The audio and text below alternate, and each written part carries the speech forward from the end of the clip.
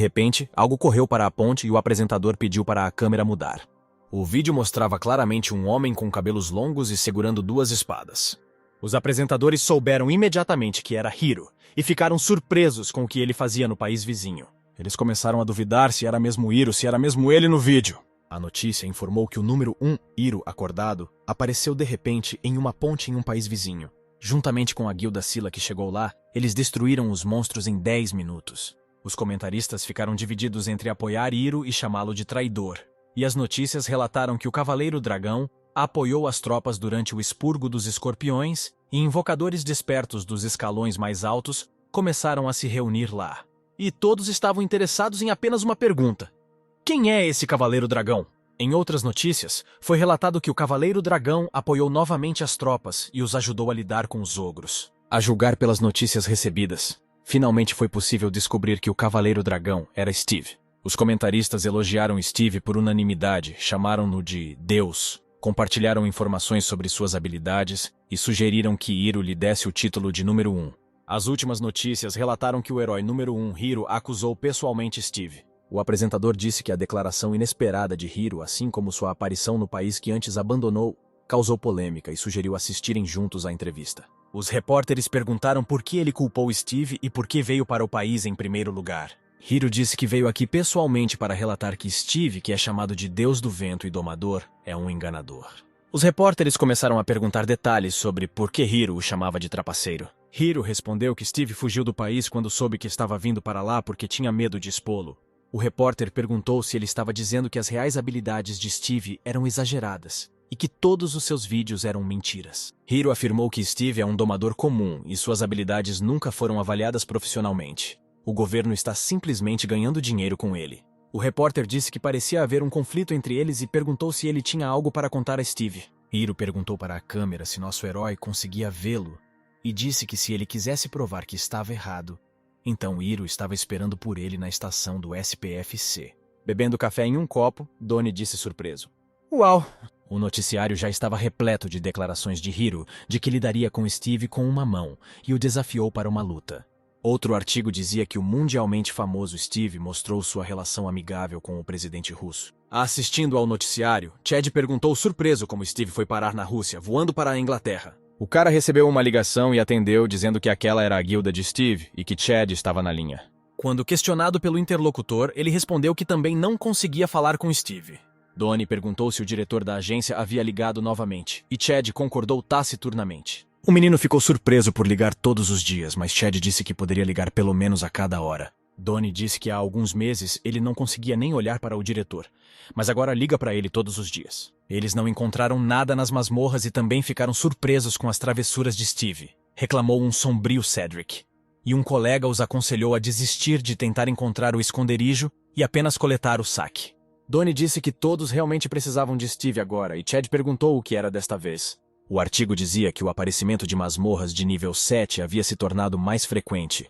Os moradores estavam preocupados e esperançosos que a guilda de Steve enfrentará o 13º distrito. Chad disse que muitas pessoas têm desejado se mudar para esta nova área da cidade recentemente. Donnie disse que o mundo precisa do Stick e acrescentou que deveria ser aproveitado. Chad resmungou que o diretor lhe disse a mesma coisa, o que surpreendeu o menino.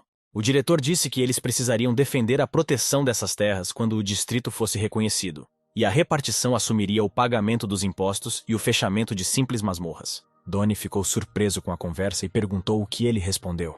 Chad respondeu que eles ainda estavam pensando nisso, e Donnie disse que eles deveriam ter concordado. A agência quer que eles se unam a alguma unidade especial quando as masmorras aparecerem. Chad disse que enquanto seu irmão estiver fora, ele não poderá decidir tudo sozinho.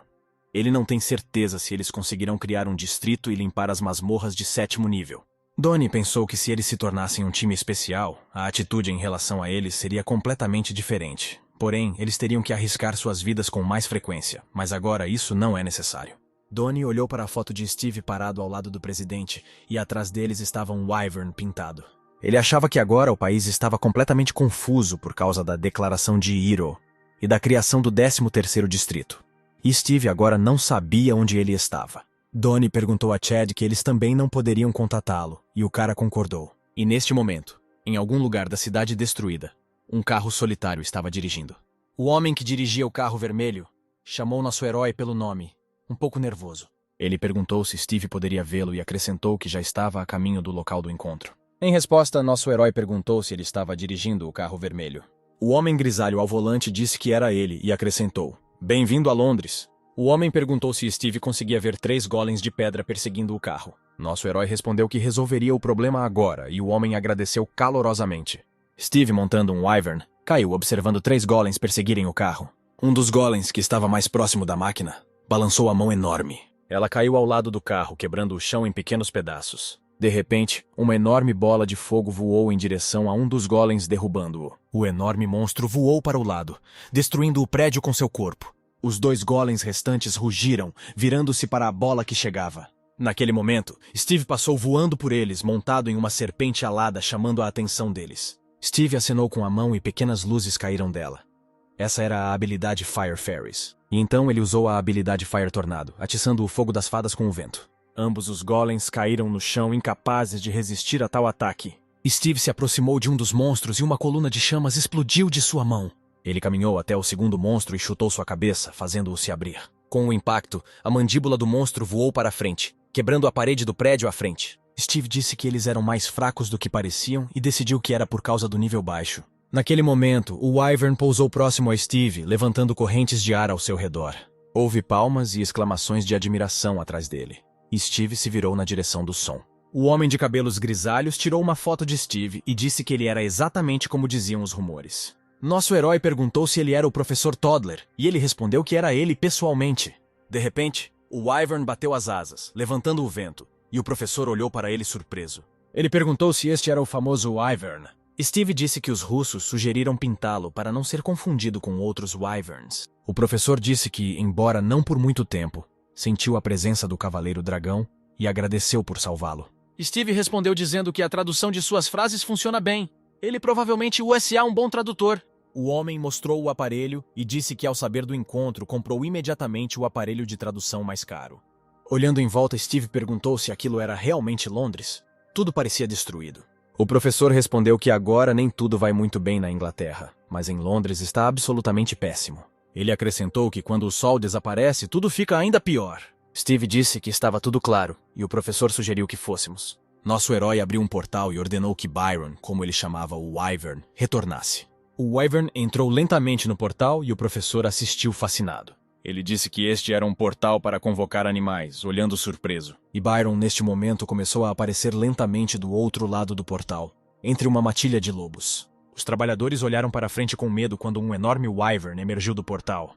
E Byron já havia passado completamente pelo portal e ele se fechou, e os animais se reuniram ao seu redor. De repente, o wyvern rosnou e uma matilha de lobos captou seu rugido com seus uivos. Olhando para os animais uivantes, alguém disse que provavelmente era o mesmo wyvern do noticiário. E outro acrescentou que havia uma fazenda de animais domesticados e todos eram namorados lá. O carro vermelho já avançava e o médico disse que nunca teria pensado que veria isso pessoalmente. Ele disse que como um wyvern tão grande foi capaz de retornar através do portal, então o nível era de pelo menos 3. E Steve disse que estava bem informado.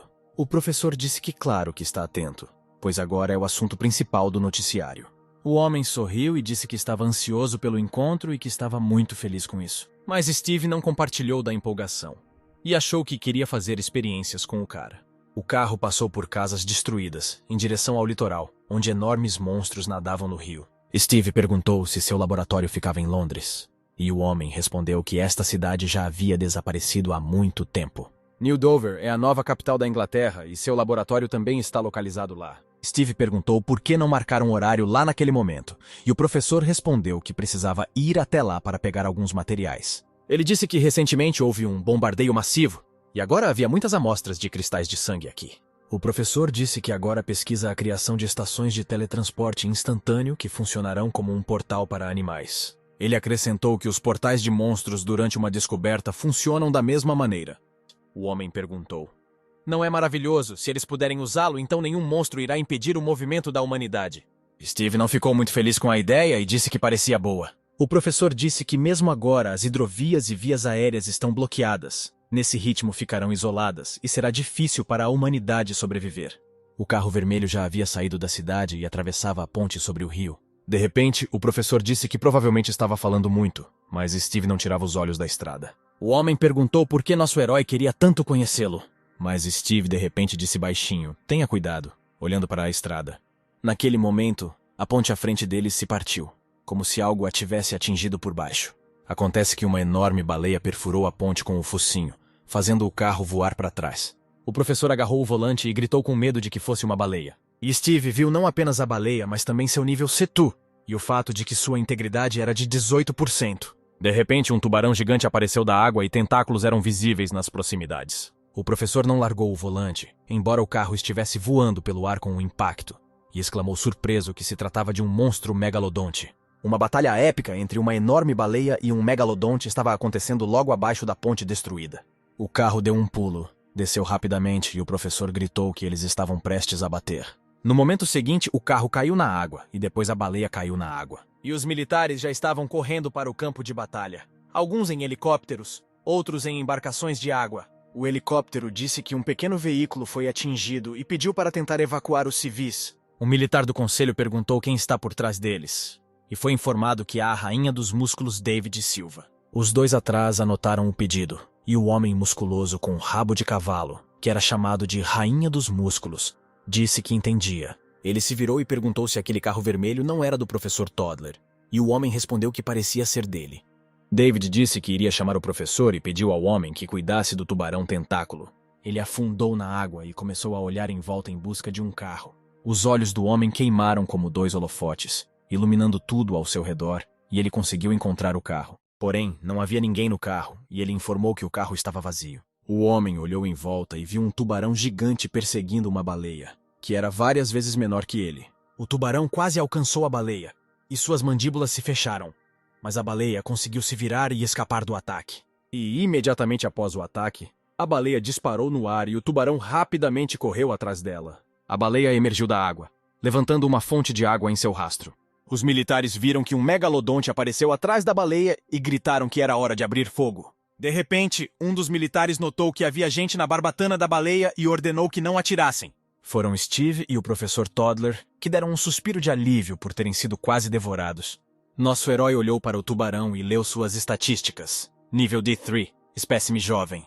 Ele estendeu a mão para frente e ativou sua habilidade Tornado. No mesmo momento, um brilho azul apareceu ao redor do tubarão, atraindo-o. Os militares, observando de lado, viram o que estava acontecendo quando o tubarão ficou completamente coberto por um brilho azul. Um dos militares disse que parecia um tornado.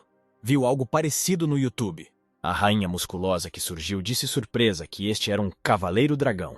Steve convocou fadas do fogo e o tornado se transformou em um enorme redemoinho de fogo. Quando os militares viram que a baleia havia escapado do tubarão, começaram a atirar para acabar com o monstro. Os helicópteros voaram mais perto do tubarão em chamas e abriram fogo. Steve e o professor ainda seguravam a barbatana da baleia. E ele pensou que Steve foi capaz de capturar o megalodonte em um tornado de fogo, e ficou feliz por poder vê-lo com seus próprios olhos. E neste momento Steve perguntou à baleia se ela estava feliz por ainda ser capaz de vingar sua mãe. A baleia não respondeu, apenas olhou com gratidão para o nosso herói e mergulhou de volta na água. E nesse momento o militar gritou que o megalodonte estava caindo, observando um enorme monstro, envolto em fogo, voar para baixo. No momento em que o tubarão caiu no chão, Steve viu que seu nível havia aumentado e sua habilidade de atributo água foi cancelada. A pequena casa estava localizada não muito longe do penhasco, e o sol brilhava forte acima dela. Havia canecas de café e biscoitos em cima da mesa. O homem perguntou se ele dormia bem, e o cara respondeu que dormia bem. Olhando para o mar sob a falésia, Steve disse que aquele era um ótimo lugar, e o professor concordou. E não muito longe dos homens, levantando ondas e respingos, uma baleia saltou da água. O professor disse que por causa dos ataques de monstros, as baleias azuis estão passando por momentos difíceis, mas esse cara teve a sorte de conhecê-las. Steve disse com um sorriso que, para ser sincero, a cidade realmente está no fim do mundo. O homem disse que as tropas inglesas estavam lotadas de monstros há muito tempo. Não havia mais lugares para onde escapar, portanto, o país está em processo de criação de muros impenetráveis. O professor disse que ainda estava assombrado pelo que aconteceu naquela noite. Ele disse que ficou surpreso por poder subjugar e controlar vários animais, mas ficou ainda mais surpreso com o tornado de fogo e por ter conseguido vê-lo. Steve bebeu café com calma. E o professor disse que nunca houve um desperto que pudesse domar animais e usar todos os 4 atributos: água, fogo, terra e ar. O homem perguntou com um sorriso como era sua vida antes de acordar. Steve respondeu que sua vida era muito comum e que se tornou incomum quando ele se viu no reino dos animais. Nosso herói perguntou se foi ele quem criou o dispositivo para medir a energia espacial. O homem respondeu que sim, é o trabalho dele, e perguntou se Steve gostava dele. Nosso herói perguntou quais são as leis por trás desse dispositivo, e o professor perguntou surpreso por que ele precisava dele. Steve disse que toda vez que sua força é medida, ele sente como se alguém o estivesse observando. O professor Toddler estava claramente nervoso e não respondeu. Steve disse que também tem a ver com o planeta de onde ele voltou à Terra. Ele disse que entendia que aquele planeta estava quebrado em pedaços e aparecia na forma de masmorras, e que aquela masmorra de 4º nível era apenas uma pequena parte. Ele acrescentou que, em vez de animais amigáveis, agora viviam lá homens lagartos que ele nunca tinha visto antes. Ele perguntou o que aconteceu com seus camaradas. Por que ele não envelhecia há 1000 anos? E que tipo de pessoas o observavam quando mediam sua energia? O médico ouviu o nosso herói e disse que era tudo verdade. Ele disse que todas as perguntas e o interesse repentino de Steve por sua linguagem e escrita não foram acidentais e estavam relacionados. Eles entraram por uma escotilha no chão e desceram as escadas. O professor disse que ali ficava seu laboratório. Steve disse que era bastante profundo, e o professor respondeu que foi criado para resistir até mesmo a uma explosão nuclear. Ele acrescentou que, embora este seja seu laboratório pessoal, é propriedade do governo, e Steve é o primeiro estranho a entrar aqui. Os homens desceram as escadas e o médico disse que eles haviam chegado. O professor digitou a senha e a porta se abriu lentamente. Eles pararam na porta e o médico disse que era ela, apontando uma lanterna. Steve não disse nada e olhou silenciosamente para o espaço do lado de fora da porta. Atrás da porta havia uma sala grande. As coisas estavam espalhadas por toda parte e o médico disse com um sorriso que tudo aqui estava bagunçado. O professor disse que, apesar da aparência, o equipamento está totalmente equipado.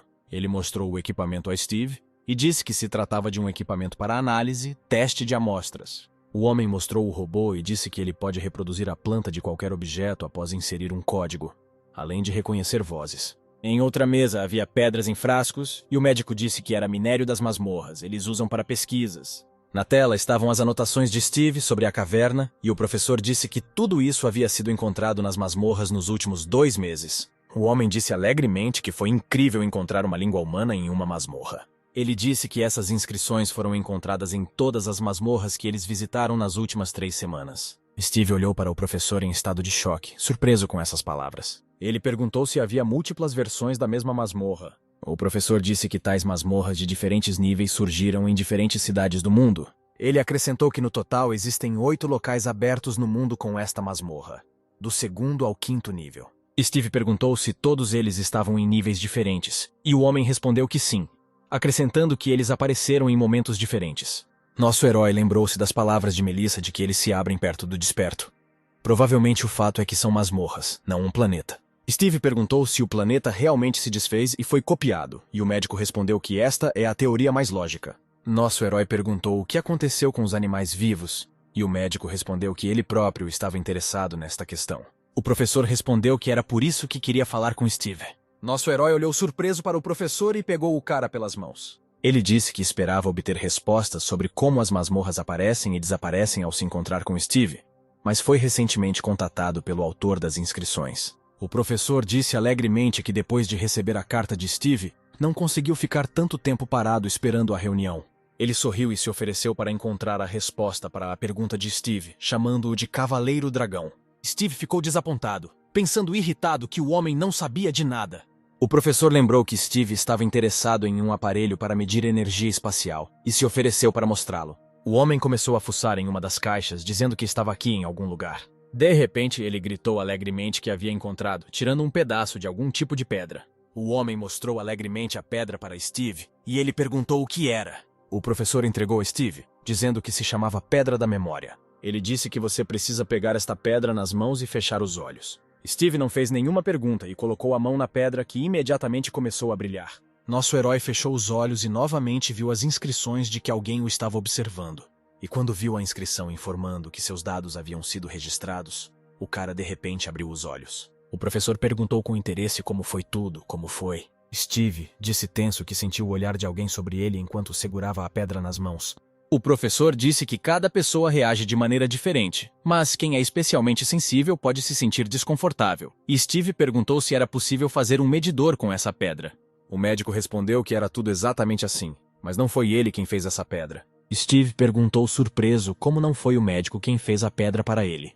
E o homem confirmou suas palavras com um sorriso. O professor disse que esta pedra caiu perto do portal no dia da grande catástrofe.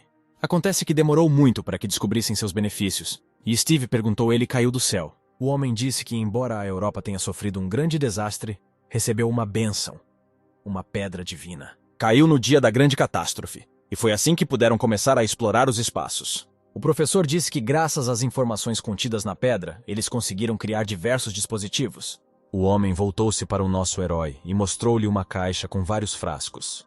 Ele disse que esta é uma das invenções, um estojo para pedras. Mu conseguiu anexar uma pedra da memória a ele. Steve não ficou particularmente interessado, e o homem acrescentou que conseguiu transferir todas as informações seladas na pedra. O professor disse bastante que a pedra absorve informações de qualquer contato, tem limite, mas agora dá conta perfeitamente. Ele entregou a caixa a Steve e o convidou a tentar tocá-la. Nosso herói não fez perguntas e colocou a mão na caixa. Vendo os resultados da medição, o médico disse com entusiasmo que Steve conseguiu superar a energia de classificação B em apenas 3 meses. O professor disse que talvez seja porque Steve é especial, mas mesmo assim essa velocidade é incrível. Nosso herói perguntou se este era realmente um aparelho de medição portátil. O professor respondeu que sim e acrescentou que queria trabalhar mais em seu tamanho. O homem inspirado disse que havia desenvolvido recentemente outro dispositivo e convidou Steve para dar uma olhada nele. Ele pegou outra caixa e entregou para Steve e o cara perguntou se era feita com a mesma pedra. O professor respondeu que tudo isso era verdade e acrescentou que o caso tinha outras funções. Ele disse que esta pedra pode conter uma quantidade impressionante de informações e revelar dados sobre indicadores físicos. E Steve perguntou de quais indicadores eles estavam falando, vendo informações sobre agilidade na placa. O professor disse que com a ajuda deste aparelho você pode determinar o nível de força e destreza. Isso vai te ajudar a formar equipes não só em energia, mas também em força. Steve ouviu atentamente a história do professor sobre como criar equipes mais eficazes. Com um sorriso feliz, o professor perguntou a Steve o que ele achava disso. E nosso herói pensou que antes não havia outros despertos que pudessem ver os indicadores dos outros. O professor disse que havia terminado de fazer a amostra e amanhã haveria uma demonstração e convidou Steve para participar. Nosso herói devolveu a caixa ao homem e concordou em participar. De repente, a caixa com informações sobre a força e destreza de Steve começou a brilhar. Uma janela de erro apareceu na tela e o médico disse surpreso que isso não aconteceu ontem. Ele se virou envergonhado e pediu ao nosso herói que esperasse um pouco. O professor ligou para o diretor e disse que teria que cancelar a manifestação de amanhã. Ele disse que havia algum problema com o aparelho e que acabara de ocorrer um erro. Enquanto ele estava ao telefone, Steve estava lendo um artigo sobre ele e Grace. Havia também uma inscrição picante de uma caverna. E nosso herói ficou triste por não terem escolhido uma citação diferente. O professor disse que gostaria de continuar a conversa, mas surgiu algo urgente. Steve perguntou ao professor se ele sabia de onde vinham essas pedras. O médico respondeu imediatamente que essas pedras de memória são extraídas do planeta Aruka. Enquanto isso, o sol se punha sobre a guilda de Steve, deixando as árvores e os vagalumes alaranjados. Bill e os meninos do mosteiro estavam brincando na areia quando a sombra de um homem apareceu acima deles. Hiro estava acima deles, segurando 2 espadas pingando sangue fresco. Bill congelou, olhando para Hiro, e um dos monges disse que era sangue. O cara virou-se para a criança e os jovens monges, e eles se levantaram olhando para Hiro. Bill foi o primeiro a sair do seu estupor, e perguntou quem ele era. As roupas e o rosto de Hiro estavam manchados de sangue, e ele perguntou ao menino se ele realmente era Bill. Steve não tinha ideia do que estava acontecendo na guilda, e perguntou ao professor sobre o planeta Aruka. Ele respondeu que as pedras de memória aqui não eram nada de especial, e refletiam o mesmo comprimento de onda, a menos que fossem divididas em pedaços. Se os cristais de sangue atuam como baterias, então as pedras da memória são dispositivos de transferência de dados e os elfos superiores as usam para manter a comunicação. Steve perguntou o que ele queria dizer com elfos superiores, e o professor respondeu que estava falando sobre elfos de alto escalão. Ele acrescentou que o dispositivo para alterar a energia espacial é apenas um belo bônus. Inicialmente queriam desenvolver uma rede para conectar os elfos, depois querem fazer uma rede para a Terra. Além disso, querem desenvolver uma rede de portais para conectar todo o planeta.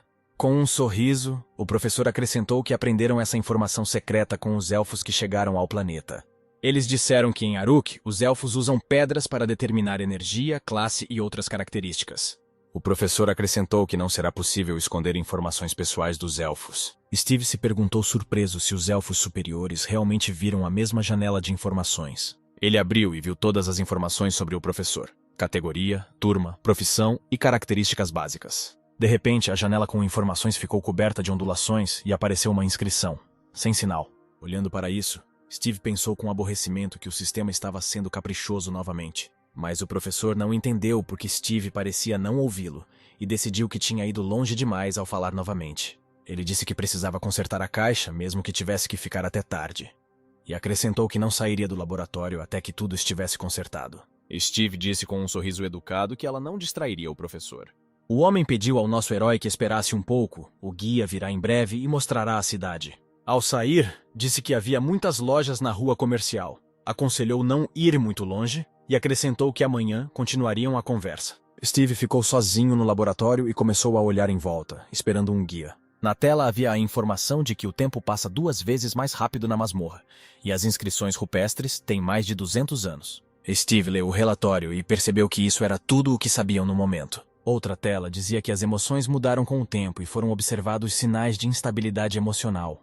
Olhando para as inscrições, Steve disse irritado que tudo isso era ridículo. À sua frente havia uma mesa coberta com pedras memoriais de vários formatos. Nosso herói pegou uma pedra e viu novamente a inscrição de que estava sendo vigiado e os dados foram registrados. Steve pensou que talvez os elfos superiores soubessem quem o estava observando e talvez soubessem do grande desastre. Esses pensamentos lhe deram a ideia de que precisava visitar o planeta Aruka. De repente, um homem atrás dele, descendo os degraus, chamou-o. Steve desviou o olhar de seus pensamentos e perguntou ao homem se ele era o condutor. Ele se apresentou como William, da Lawrence Corporation, e disse que foi um pioneiro na área de medições. Steve imediatamente disse ao homem que tinha para onde ir. Ele apontou para a tela e perguntou se poderia chegar lá. O homem disse que este é o portal sul de Londres. Esta é a 11ª área de operação da Brigada de Infantaria. William perguntou se Steve queria participar da limpeza desta masmorra e nosso herói concordou. O homem ficou desanimado com tal pedido, mas concordou em acompanhá-lo. E o professor Toddler sentou-se em seu escritório e tentou descobrir o erro que havia surgido. Ele mediu seu desempenho e não houve erros, e se perguntou por que Steve estava cometendo um erro. O homem não conseguia entender por que o erro começou a aparecer de repente. De repente, a porta do escritório se abriu e um homem perguntou se o professor estava ali. O homem cumprimentou David quando ele entrou e perguntou o que ele estava fazendo ali. Ele respondeu que havia um cavaleiro dragão aqui, como ele poderia perder tal evento, e perguntou onde ele estava. O professor respondeu que tinha alguns problemas e pediu ao maestro que cuidasse dele. David ficou desapontado e, por precaução, perguntou se ele realmente não estava lá. O professor confirmou que estava tudo correto e pediu ao homem que colocasse a mão no scanner, pois ele veio mesmo assim. David percebeu que se tratava de algum tipo de invenção e colocou a mão na tela. Informações sobre força e agilidade apareceram na tela, e o professor exclamou alegremente que tudo estava funcionando. David percebeu que esses números eram seus indicadores físicos e olhou para a tela com interesse. O professor disse que não esperava nada menos de um Rank C de esperto que atingiu o limite em termos de força. David ficou lisonjeado, mas disse envergonhado que ficaria feliz em ter resultados de 4 dígitos. Caso contrário, ainda precisa treinar. Ao ouvir essas palavras, os olhos do médico se arregalaram quando um novo pensamento lhe ocorreu. David disse que iria procurar o Cavaleiro Dragão e se despediu do professor. E o homem ainda estava pensando nas palavras que dissera sobre o número de 4 dígitos. Ele começou a digitar algo rapidamente no teclado, dizendo que 999 era o número máximo. O professor pensou e se abrisse os dados de Steve e aumentasse o limite para 9.999. Ele olhou surpreso para a tela, olhando o resultado e xingando. E já fora do laboratório amarraram o enorme monstro com correntes fortes. Correntes foram amarradas a 4 máquinas de guerra que cercavam o monstro. Um carro preto passou e o homem disse que o monstro estava imobilizado para pesquisa, pois morreria de qualquer maneira. Então a empresa os estava comprando. William estava dirigindo e Steve estava sentado por perto, observando, quando o homem disse que eles haviam chegado. Chegaram a um portal brilhando com luz azul, ao redor do qual havia um acampamento militar. William disse a Steve que esta era uma masmorra de nível 5 cheia de gafanhotos enormes e que faltavam 18 horas para tirar a masmorra explodir. Foi exibido um vídeo na tela onde um homem gritava para um cara fantasiado de gafanhoto que o mataria. Em seguida foi escrito o slogan: "Avante guerreiros, o gafanhoto maluco está esperando por vocês." William disse que esse homem é um comediante famoso e que as tropas estão tentando ganhar dinheiro com sua ajuda. À frente, Steve viu um esquadrão de aeronaves lutando contra um enorme wyvern. Steve perguntou se um ataque realmente havia começado, e o homem disse que agora mais da metade de todos os territórios estão em combate, mas os ataques nas masmorras não param. De repente, a atenção dos homens foi atraída por um grito alto. Tome cuidado! Um helicóptero caído voava em direção a eles e caiu no chão com um estrondo. As hélices do helicóptero se soltaram e voaram em direção a William. Mas Steve agarrou as lâminas com uma das mãos e as parou, surpreendendo o homem. Alguém gritou o que aconteceu, responderam que o helicóptero caiu, e os demais voaram para a masmorra. Os militares olharam para Steve, um perguntou quem era, e o segundo o reconheceu e disse que era um cavaleiro dragão. William agradeceu a Steve e perguntou por quê. O homem respondeu surpreso por ter salvado sua vida. William disse que agora podemos dizer que o problema com a entrada da masmorra foi resolvido. De repente, o homem se virou e disse que lá estavam eles. Ele apontou para os homens uniformizados e disse que esta era a equipe de combate da Lawrence Corporation. Esses caras, Rank A, foram especialmente selecionados para Steve. William apresentou o homem, dizendo que ele era o chefe do esquadrão Fênix, Robert. O homem cumprimentou Steve e disse que ele era o capitão do segundo time do Phoenix. Mas Steve foi além, dizendo que não valia a pena e que ele mesmo iria para a masmorra. William chamou nosso herói em estado de choque, perguntando como ele poderia entrar na masmorra. Mas Steve foi inflexível e disse-lhes para não o seguirem. William tentou impedi-lo, dizendo que esta era uma masmorra de 5º nível. Nosso herói não deu ouvidos ao homem e corajosamente entrou no portal, que o envolveu em um brilho azul. Steve abriu a janela de informações e disse irritado que ainda não funcionava. Fechando a janela de informações, nosso herói disse que os monstros de Rank B não têm energia superior a 1400. William tentou impedir Steve novamente, chamando seu nome. Mas nosso herói não o ouviu mais e já no portal assumiu a forma de uma águia dourada. Olhando para as costas do cara, William não pôde acreditar no que via e suspirou profundamente. Ele se voltou para o homem do destacamento e perguntou-lhe o que fazer, para segui-lo. Robert respondeu que não via razão para fazer isso, já que o próprio Steve não queria. Os soldados também discutiram o ocorrido. Alguns perguntaram por que estavam sendo desvalorizados, e outros disseram que apesar de ele ser um cavaleiro dragão, eles deveriam segui-lo e ajudar. William pediu desculpas a Robert, porque ele estava muito ocupado. E o homem respondeu que estava tudo bem, eles ainda estavam esperando o início da missão. Os soldados continuaram a discutir a ação de Steve e William agarrou sua cabeça e perguntou o que deveria fazer. De repente, um SUV vermelho parou ao lado deles. Todos se viraram para olhar para ele, olhando com interesse para ver quem havia chegado. David Dane saiu do carro vestindo um agasalho e acenou para William. Chegando mais perto, ele disse que todos estavam reunidos e perguntaram a Robert por que ele estava aqui e não pegando gafanhotos. Robert respondeu perguntando o que o herói, que deveria salvar o mundo inteiro, estava fazendo na aldeia. David perguntou por que o estava condenando e Robert respondeu que por enquanto ele poderia condenar o 9º na classificação e o 1º na Inglaterra. Robert disse com um sorriso que eles precisavam se preparar para a missão e acrescentou que se encontrariam na festa. David respondeu perguntando se ele realmente poderia ver esse idiota bêbado na festa de despedida. Os soldados discutiram calmamente que às vezes essas conversas os deixavam doentes. Depois de esperar o fim da conversa, William ligou para David com lágrimas nos olhos. A rainha dos músculos sentou-se um pouco e perguntou por que seu querido William estava chorando e onde estava o cavaleiro dragão. O cara respondeu com aborrecimento que tinha acabado de ir sozinho para a masmorra do 5º nível. David ficou surpreso com a notícia, e William acrescentou que saiu tão rápido que não teve tempo de impedi-lo. O menino perguntou tristemente o que deveria fazer, pois se algo acontecesse com Steve, ele poderia ser demitido. De repente, David riu alto, surpreendendo o cara com essa reação. Ele explicou que este ato era bastante esperado de um cavaleiro dragão. David disse que parecia não saber muito sobre o cavaleiro dragão, mas William reiterou que esta era uma masmorra de nível 5. O homem disse que estaria esperando por ele no café com sorvete rosa e pediu para avisar quando ele sairia. De repente, David se virou, sentindo alguma coisa. Ele apontou o dedo para o portal e disse que Steve havia saído e William não conseguia acreditar no que via. E Steve realmente saiu do portal e estava sacudindo a poeira de seu traje. William gritou em estado de choque porque isso simplesmente não poderia acontecer. Perto dali, soldados verificavam seus equipamentos enquanto se preparavam para entrar no portal. Eles discutiram que algo havia acontecido com as equipes de combate que entraram e não acreditavam que pudessem evitar a ruptura. Um dos soldados perguntou se o local agora estaria cheio de gafanhotos. Outro soldado respondeu que o Departamento Nacional já tinha solicitado assistência.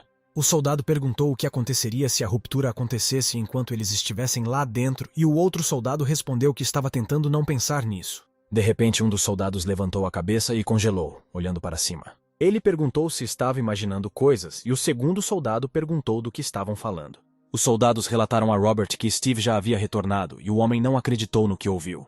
William correu alegremente em direção a Steve e David gritou alto, chamando-o de Cavaleiro Dragão. De repente, Steve reconheceu David e disse que era o mesmo homem forte. Mas os caras não tiveram tempo de conversar, porque alguém gritou que o javali havia escapado. David se virou e viu um enorme javali cercado por fogo correndo em direção a eles. William disse com medo que fosse um javali de fogo, e David ficou furioso porque esse porco destruiu sua sorveteria favorita. O homem balançou a mão e, gritando que não iria perdoar, usou a habilidade Megan Strike. O punho de David, brilhando com luz azul, atingiu o javali bem na cabeça. E no segundo seguinte, o javali voou para trás com a força do golpe. Seu enorme corpo voou para a multidão de soldados em pé, e eles se espalharam para os lados. Os soldados discutiram com alegria que tudo, como esperado da tempestade de Davi, foi resolvido com um só golpe. Steve também gostou do golpe, e disse com um sorriso que foi forte. David se aproximou de Steve e perguntou. Eles já se conheciam, mas mesmo assim ele se apresentou e estendeu a mão. Steve apertou a mão e se apresentou. E David disse que estava ansioso pelo encontro desde aquele mesmo dia. Mas nosso herói não entendeu por que David estava esperando por esse encontro. O homem disse que viu Steve transformando um megalodonte em comida de peixe. Naquele dia, David percebeu que ele e Steve eram muito parecidos. O homem perguntou se nosso herói sabia como ele conseguiu esses músculos, e Steve perguntou se ele precisava saber. O homem disse que viu uma pintura rupestre de Steve onde ele treinava com a ajuda de enormes bananas. Ele disse que todos ao seu redor riram e ele viu uma alma gêmea e também começou a treinar com bananas. Steve perguntou surpreso se isso era verdade, e o homem respondeu que tudo era verdade. David mostrou a foto e disse que era assim que ele estava no seu pior estado. Steve olhou para a foto, fingindo entender do que o homem estava falando. David disse que conseguiu um emprego numa fazenda de bananas, as bananas sempre lhe deram força. Steve achou que isso trazia lembranças porque as bananas também salvaram sua vida. Ele achou surpreendente que alguém se visse em seus desenhos, porque eles haviam se tornado motivo de chacota de todos, e decidiu que ele gostava de David. O homem sugeriu não prestar atenção a EAOS indicadores, e perguntou se não conseguiria destruir os monstros com a ajuda dos músculos que havia construído. Steve gostou da pergunta e disse com um sorriso que poderia fazer isso facilmente. David disse que queria ver como Steve lidaria com monstros em combate corpo a corpo, sem usar habilidades. Steve aceitou imediatamente o desafio e disse que não havia problema com isso. William interveio na conversa e pediu que esperassem um pouco, mas os caras não o ouviram mais e entraram no portal. William e todos os soldados observaram com interesse David e Steve entrarem no portal. Todas as notícias estavam cheias de manchetes que David e Steve salvaram a Inglaterra limpando a masmorra 15 vezes em 40 minutos, pouco antes da fenda. Todas as associações, incluindo a Lawrence Corporation, agradecem a Steve. A rainha da Inglaterra presenteou Steve, nomeando-o o cavaleiro. Melissa e seu chefe leram a notícia e se perguntaram o que estava acontecendo. A garota disse que ele salvou o país, mas o patrão apenas agarrou sua cabeça. Ele perguntou a Melissa. Ainda não havia notícias dele. A menina respondeu que não havia nada e também não conseguia contatá-lo. O chefe perguntou se sua masmorra havia sido limpa e se eles haviam encontrado algo interessante lá. A menina respondeu que não havia nada e o homem suspirou pesadamente, esperando tal resposta. Melissa perguntou se não haveria problema se eles devolvessem o dinheiro. O chefe disse que a masmorra de 7º nível estava prestes a aparecer e ele não se importava nem um pouco com dinheiro agora. Ele suspirou profundamente e disse que se eles tivessem a oportunidade de clonar Steve 100 vezes. Melissa perguntou com um sorriso porque ele estava preocupado, já que ele iria embora quando a masmorra de 7º nível aparecesse. O chefe disse que não era isso que ele queria dizer. A garota perguntou de onde ele tirou tanto patriotismo, sugerindo que ele não sabia de alguma coisa. O chefe mudou de assunto e pediu à garota que pensasse em como devolver Steve rapidamente ao país. Melissa disse que não há necessidade de se preocupar. Ele voltará correndo quando verificar a internet. O patrão perguntou do que ela estava falando, e a menina disse que há 1 hora havia lançado um novo vídeo no canal deles. Com um sorriso conspiratório, a garota disse que Hiro realmente causou comoção. O patrão começou a assistir ao vídeo e perguntou surpreso do que se tratava. Os militares dispararam contra o enorme monstro de vários helicópteros. E ali perto, uma festa estava a todo vapor, na qual todos foram agradecidos por participarem da festa para comemorar a limpeza da masmorra. As 2 taças de champanhe tilintaram, tendo como pano de fundo contínuos fogos de artifício. David disse a Steve que este foi o melhor dia de todos, ainda melhor do que o dia em que pegou o tubarão com tentáculos. Agradeçamos ao nosso herói por tais palavras e digamos que seus punhos também se mostraram perfeitamente. David perguntou se conheceu Sylvia quando estava na Rússia, e Steve perguntou quem ela era. O homem fez uma careta e disse que ela era uma domadora bastante famosa. Ela largou tudo e voou para a Rússia quando ouviu falar de Steve. Então muitos treinadores queriam vê-lo. Steve perguntou surpreso por que ele e David responderam que era porque ele era um cavaleiro dragão. O homem acrescentou que não havia um único domador no mundo que pudesse domar um wyvern. Mas Steve não entendeu porque havia tanto alvoroço e disse que era fácil. De repente, David disse seriamente que, de qualquer forma, Steve não deveria ceder às provocações. Steve perguntou do que se tratava e o homem sugeriu que ainda não tinha assistido ao noticiário. Havia um artigo no noticiário sobre Hiro dizendo que ele não precisaria de um único golpe para vencer Steve. Nosso herói ficou surpreso e perguntou quem era esse cara. E David ficou surpreso por Steve não o conhecer. David disse que ele e Steve eram do mesmo país, mas Hiro fugiu para outro. Steve leu o artigo e disse que nunca tinha ouvido falar dele. O homem disse que de qualquer forma esse cara é louco e assassino e pediu a Steve que o evitasse. Nosso herói ficou tenso e perguntou o que ele queria dizer com psicopata e assassino. David disse que Hiro era o número 1 do mundo e tinha feito muitas coisas boas. Então ele realmente queria ser amigo dele. O noticiário estava cheio de novidades sobre a briga entre Hiro e David. E ele disse que um dia teve a oportunidade de conversar. Mas David perdeu e admitiu isso honestamente para Hiro. Ele disse que, embora tenha perdido, foi a melhor luta de sua vida. Hiro disse com raiva que a avaliação é privilégio dos fortes, e não dos ignorantes que não sabem como o mundo funciona. O cara olhou com olhos ardentes para o derrotado e disse que lhe mostraria o preço da arrogância. David perguntou ao cara com medo o que ele queria dizer. E no momento seguinte, Hiro desferiu uma série de golpes fortes no homem. David disse que viu o diabo em seus olhos naquele dia. Ele mostrou sua mão com cicatrizes e disse que, como resultado, teve que passar por 8 operações complexas na mão. Steve achou difícil acreditar em tal crueldade enquanto ouvia David. E aí muitos dos que o desafiaram morreram nas lutas. A julgar pelo vídeo, ele mata os adversários, mesmo quando vence por larga margem. Ele mata até quem se rendeu, por isso é um assassino! Steve perguntou por que ele estava fazendo isso. David respondeu que não sabia e, mais uma vez, alertou para não contatá-lo. Steve perguntou que ofensa ele sentiu por provocá-lo daquele jeito. O noticiário dizia que Hiro tinha ido longe demais e atacado as terras de Steve, e o próprio cara comentou que estava apenas se defendendo. Steve se perguntou em voz alta, em estado de choque, se esse bastardo estava atacando seu território.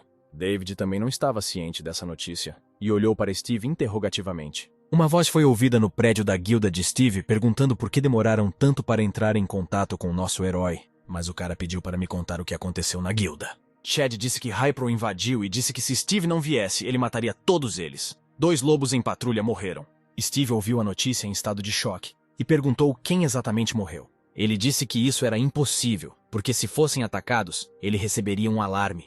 O cara abriu a janela de informações, mas havia uma inscrição nela, sem sinal, e ele praguejou. Steve percebeu que não houve alarme devido a um erro na janela de status. Ele estava pensando que enquanto os membros da matilha estão morrendo, o que os outros estão fazendo foi realmente feito para que eles não possam deixar uma determinada área.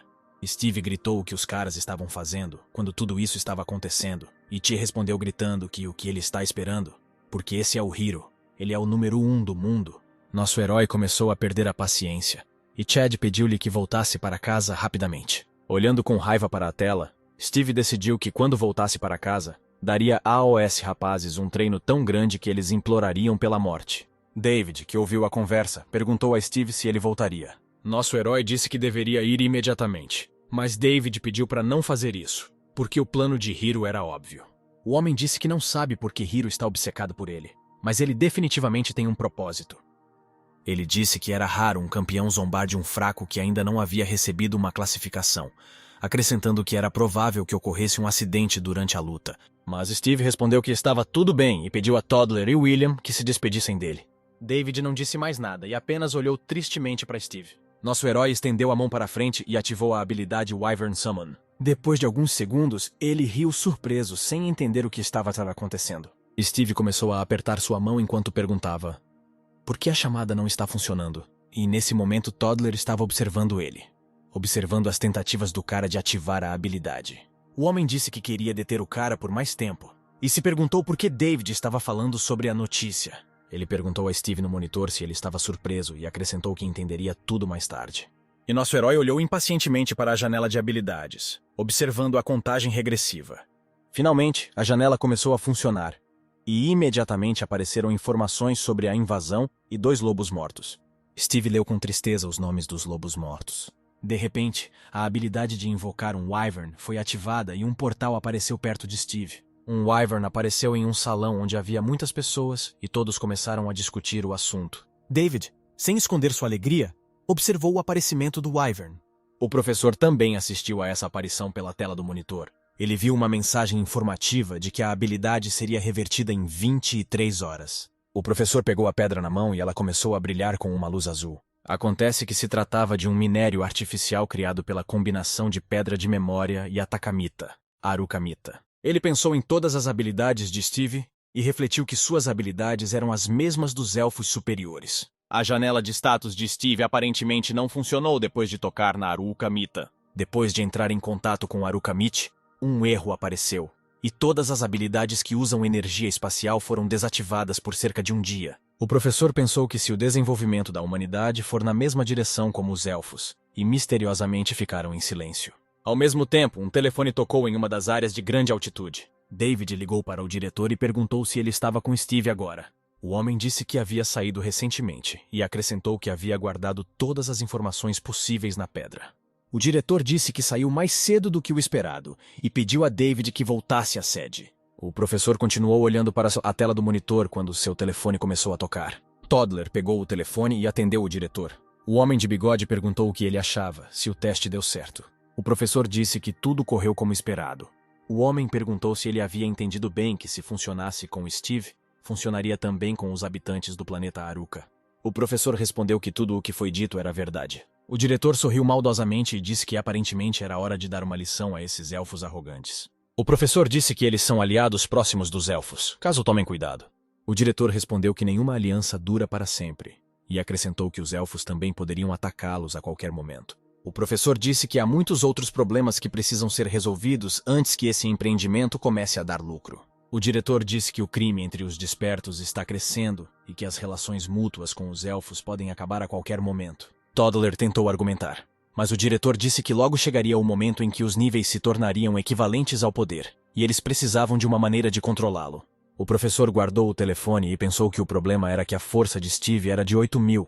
Isso seria suficiente para acabar com monstros como ele.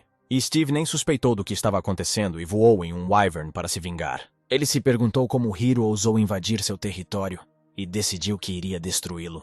Enquanto isso, na guilda de Steve, Donnie perguntou o que ele disse, e Chad apenas suspirou profundamente. Chad mostrou a tela de seu telefone e disse que eles poderiam estar em apuros. Os caras ficaram surpresos com a resposta, e Monk perguntou o que ele disse. Chad mostrou o telefone mais perto e os caras olharam horrorizados para a tela. Havia uma mensagem de Steve na tela, um treinamento especial para aqueles que cometeram o crime. Os caras agarraram a cabeça em estado de choque e gritaram. Por que e o que fizeram de errado? Donnie perguntou entre lágrimas o que eles poderiam fazer com o primeiro na classificação, que pode facilmente lidar com até mesmo o Rank C. De repente, uma foto apareceu na tela da TV, onde os três estavam em frente a Hiro. Os comentaristas do vídeo escreveram que isso era uma vergonha para a guilda, chamaram o monge de impostor e se ofereceram para deixar o país. Donnie disse que era uma foto de seu vídeo, e Chad disse tristemente que eles os chamavam de fracos. Ele acrescentou que esses foram comentários deixados no fórum da Guilda dos Heróis, e Jim disse que as pessoas são realmente terríveis. Chad disse com lágrimas nos olhos que ninguém está do lado deles, embora sejam as vítimas. Jim perguntou por que Donnie carregou o vídeo, e o cara respondeu que queria condenar Hiro. Monk disse que não havia como refutar os comentários de que o que aconteceu foi uma vergonha. Donnie disse sarcasticamente que não se deveria beber como alguém a noite toda, depois brigar com civis e ser capturado pela agência, para a qual Monk se virou, corando. O monge disse que estava ajudando pequenas empresas quando conheci monstros disfarçados de pessoas. Chad disse que eles não estariam seguros de uma forma ou de outra porque Steve estava com muita raiva. Monk respondeu dizendo que todos deixaram a guilda para esperar o fim dessa enxurrada de condenações. Jim perguntou o que o Awoken Bureau disse. Donnie respondeu que havia um artigo que dizia que eles sentiam muito. Os caras olharam para Donnie em estado de choque, sem acreditar que isso foi tudo o que a agência disse. Jim gritou que um estrangeiro havia entrado ilegalmente no país, invadido o território da guilda, atacado e causado danos. Mas eles não fizeram nada e deveriam tê-lo responsabilizado. De repente, Donnie gritou que havia um artigo dizendo que Hiro havia retornado ao seu país. Os rapazes ficaram chocados ao saber da notícia, não acreditando que simplesmente o deixaram ir. Monte cruzou as mãos e começou a orar ao deus budista da misericórdia. Jim disse que não aguentava e que iria conversar com a agência sobre isso. Chad sugeriu que se acalmassem. A agência provavelmente diria que se eles interferissem, seria um problema e lhes diria para resolverem o problema por conta própria. Jim perguntou se Hiro fazia parte de uma agência de segurança e esperava que isso não levasse a uma vingança pessoal. Monk disse que aqueles que são verdadeiramente humilhados são os funcionários que despejam fardos e responsabilidade sobre os cidadãos. Jim disse que o mais chocante é que todos estão contra eles, mesmo sendo eles as vítimas aqui. Donnie leu um artigo do ZEUA que dizia que a guilda de Steve deveria se mudar para uma superpotência para que pudessem protegê-la. Chad disse que eles estavam certos. Não era porque eram fracos, mas porque o seu país era fraco. Eles deveriam emigrar.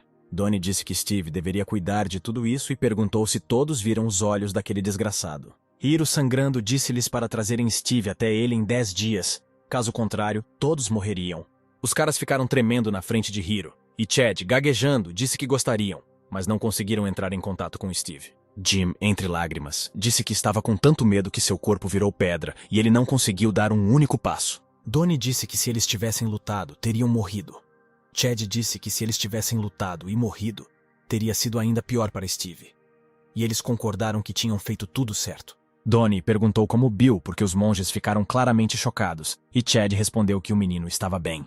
Ele disse que Bill não fala muito, mas passa os dias assistindo TV no quarto, embora ele vagasse pelo território e até os lobos tivessem medo dele. Bill ficou encantado com o Hiro e feliz que alguém tão legal apareceu na sua frente. Donnie sugeriu esperar quando Steve retornar, porque ele sem dúvida transformará Hiro em pó. Chad virou-se para Donnie e disse que eles tinham algo que precisavam fazer antes de Steve retornar. Mas o menino não entendeu do que ele estava falando e perguntou o que estava acontecendo. Logo ele e Chad estavam andando pela área. E Donnie perguntou por que ele e Chad responderam que não tinha nada melhor para fazer. Ao contrário dos outros, os caras andavam com detectores de metal.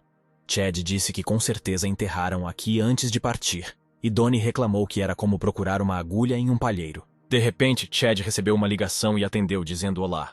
Melissa agradeceu pela cooperação contínua e disse que só puderam explorar a masmorra por causa deles. Chad respondeu que eles assinaram um contrato e não havia necessidade de gratidão. A menina pediu para não culpar o governo pelo que aconteceu antes. Chad respondeu o contato e se despediu da garota. Ele abordou Donnie e se ofereceu para se mudar para a fazenda de animais, mas ele recusou imediatamente. Chad disse que essas pessoas instalaram dispositivos de escuta em locais importantes. Donnie pediu para não ser muito duro com Melissa, já que ela estava cuidando deles o tempo todo. Chad disse que isso era verdade, mas acrescentou que há um ditado que diz que o inimigo geralmente é o mais próximo. Donnie disse que estava certo, acrescentando que não havia nada de errado em ser cuidadoso. Havia muitos animais diferentes na fazenda de animais. Uma matilha de lobos, um elefante, um urso, um coelho e pássaros. Olhando para tudo isso, Chad disse que há muitos deles aqui, e Donnie concordou com ele. Abaixo, um urso enorme e um coelho preto igualmente enorme lutavam. Olhando para isso, Donnie perguntou se eles estavam brincando, mas Chad não respondeu. O cara disse que a família estava aumentando, mas o dono não estava e perguntou onde ele estava. Donnie The Rock, que o artigo diz que ele foi visto montando uma baleia jubarte em algum lugar perto da China. Chad disse que se estiver no mar do Japão já está muito perto de casa. Ele perguntou se havia um lago na fazenda e Donnie respondeu que domesticava os animais mesmo quando não havia fazenda. Aparentemente, Steve melhorou suas habilidades de domesticação durante a viagem. Ele congelou o mar para matar monstros. De repente, Chad congelou e disse que não os tinha visto antes, olhando para algum lugar à sua frente.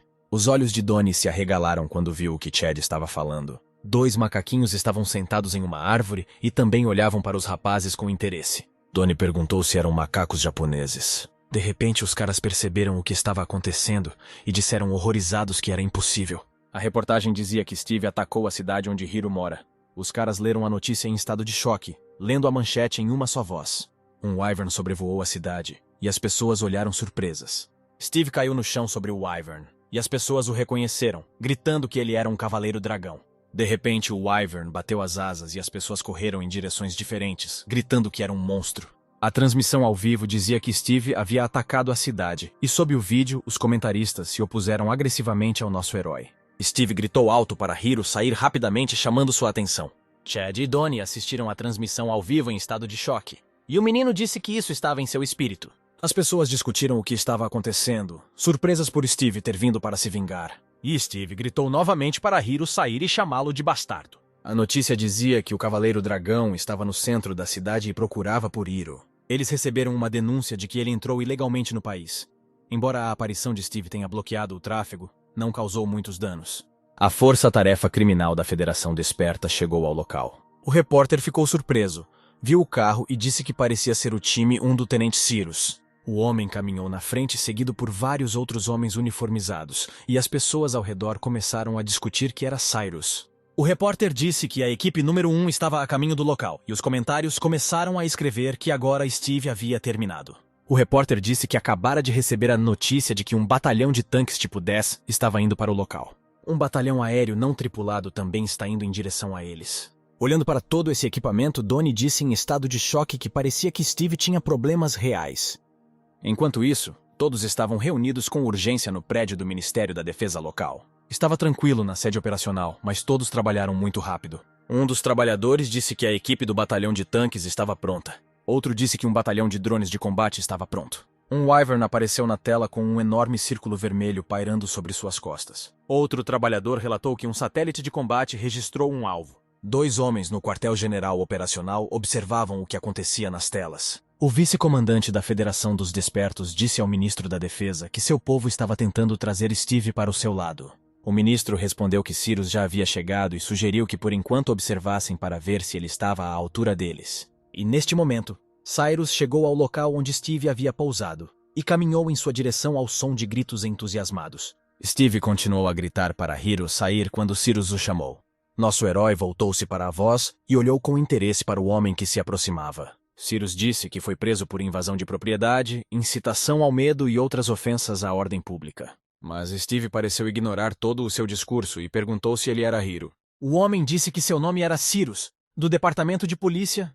Ele pediu a Steve que saísse do Wyvern e se rendesse. Nosso herói olhou para o homem e disse que se ele não era um Hiro, era melhor sair daqui. A multidão ficou chocada com a resposta, pois ele se recusou a cooperar com Cyrus. De repente, o Wyvern e Steve se viram enredados em alguns fios pretos que vinham dos círculos vermelhos nas mãos de Cyrus. A multidão se alegrou e gritou que era isso, a famosa ligação com Cyrus. Steve olhou para seu corpo, amarrado com fios pretos, e riu surpreso. Cyrus gritou para ele não se mover, caso contrário a videira iria apertar ainda mais. E nosso herói ainda olhava surpreso para os fios pretos, abrindo os braços para os lados. Cyrus deu um pulo, preparando-se para atacar Steve, e gritou que agora ele seria levado à força. Os comentaristas escreveram que Cyrus precisou de 1 minuto para lidar com Steve e se despedir dele. Porém, quem levou um soco na cara não foi Steve, mas sim Cyrus. Steve o atingiu com tanta força que o homem voou para o céu, e a videira que envolvia Steve caiu em pedaços. A multidão engasgou em choque ao ver seu herói Cyrus voar para cima. Ele pousou não muito longe de Steve, caindo de costas. Mas foi um movimento astuto. Ele imediatamente se levantou e ativou a habilidade armadilha. Mas ele ainda não conseguia entender o que acabara de acontecer, e seu nariz começou a sangrar. Steve sorriu e disse que está certo. Já que seu território está sob ataque, você deve defendê-lo com sua vida. Após essas palavras, o Wyvern bateu as asas e quebrou as amarras, emitindo um rugido alto. Ao ouvir o rosnado e ver como eles lidaram facilmente com suas amarras, Cyrus disse que estava com medo. Ele disse que tudo estava como esperado de um cavaleiro dragão. Ele também é forte, como diziam os rumores. Se ele não tivesse criado um debuff no momento em que foi atingido, seu rosto teria sido esmagado. Steve disse que é assim, e como ele sabe disso, é melhor ele ir embora. Mas Cyrus voltou ao ataque e disse que enfrentaria outra acusação de agressão a um policial. Nosso herói olhou com desprezo para o policial e disse que ele era um cara chato. O policial deu um pulo e, gritando "Die", estava prestes a esfaquear Steve. E no mesmo momento, nosso herói ativou a habilidade Air Whirlwind, levantando a mão. Fluxos de ar surgiram de sua mão e pegaram o surpreso Cyrus. A multidão engasgou novamente, mas desta vez não de surpresa, mas sim de medo. O ministro da Defesa e o vice-comandante da Federação dos Despertos assistiram em estado de choque. E neste momento, as correntes de ar levantaram Cyrus, girando-o cada vez mais em um redemoinho. Ele voou para fora do redemoinho e voou com força para o canto do prédio, quebrando-o em pequenos fragmentos. E então ele foi jogado na outra direção e bateu nas janelas do prédio em frente. Os homens que assistiam do quartel-general observaram horrorizados o que estava acontecendo. Chad ficou chocado porque Steve o mandou voar, e Donnie disse que isso era esperado de seu irmão. Steve gritou para Hiro sair sozinho e não enviar seus asseclas, e naquele momento o Wyvern lançou uma coluna de fogo de sua boca. Os militares que isolaram o prédio começaram a gritar para Steve não fazer isso, porque estavam simplesmente protegendo os civis. Os comentaristas ficaram chocados com o fato de Sirius estar sendo tratado como uma boneca e surpresos com o desempenho de Steve. O secretário de defesa disse que ele era ainda mais incrível do que pensava, e acrescentou que Steve parecia ser um trunfo melhor do que Hiro. O vice-comandante da Federação dos Despertos disse que Steve lhes enviou um convite e que eles o aceitariam quando as viagens aéreas fossem abertas. E Steve gritou que se não trouxessem Hiro, ele queimaria tudo num raio de 1 quilômetro. A multidão, ao ouvir esta ameaça, ficou assustada e as pessoas começaram a fugir gritando. Um dos soldados sentados no quartel-general disse que os habitantes da cidade estão em perigo e precisam se livrar do Cavaleiro Dragão com a ajuda de um satélite. O ministro disse com um sorriso que isto estava ficando interessante e perguntou por que todos estavam tão nervosos. Perguntou ao subcomandante da federação o que vinha a seguir, e ele respondeu que o tenente Messi estava se preparando.